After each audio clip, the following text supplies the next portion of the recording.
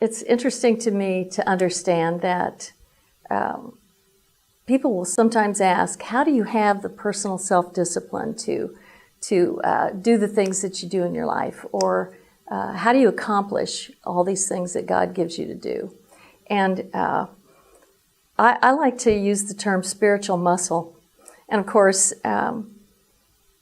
it's a little different than physical muscle, but I think it's developed in really a very similar way, and that we as Christians have to begin with the small things, and the small things that we place before ourselves. I've even heard of one person who said they wanted to learn self-denial, and so they denied themselves putting any cream or milk in their coffee because that was a small self-denial that they could start with and then work from there. And I really believe that's what happens. We have to start in the small things, the little things that are the daily things, where we find ourselves maybe irritated, or we let ourselves have a temper, and instead of allowing ourselves to go into what we'll regret, we have to learn in the small things first to deny ourselves. And then as we strengthen that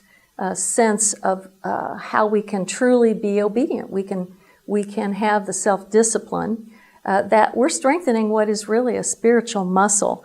I lead in an organization called Bible Study Fellowship International, and part of what I do there is to train substitute teaching leaders to take the place of the teaching leader if she has to be gone.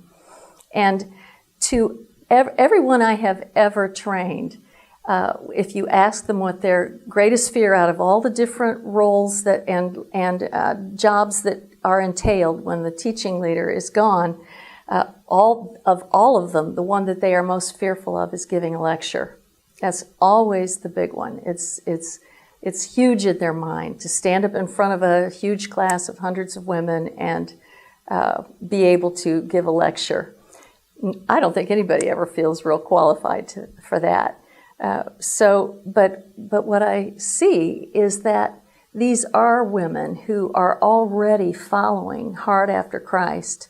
They've learned to discipline themselves in a variety of ways, and so really all they're doing is taking the next step. It feels like a huge step, but it's not any bigger than the small steps. I mean, we say small steps, but it's those things that we've put in place in the beginning that then give us the muscle to take what seems to be the big step.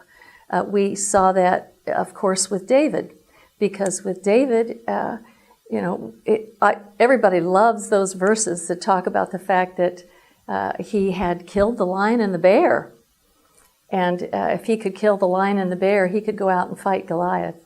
So he had already experienced that God was the one who worked through him to accomplish that.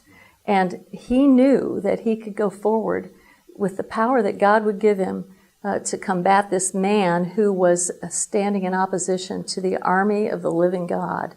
And so David had put in place all the small obediences and had found himself then finally doing something that was really huge.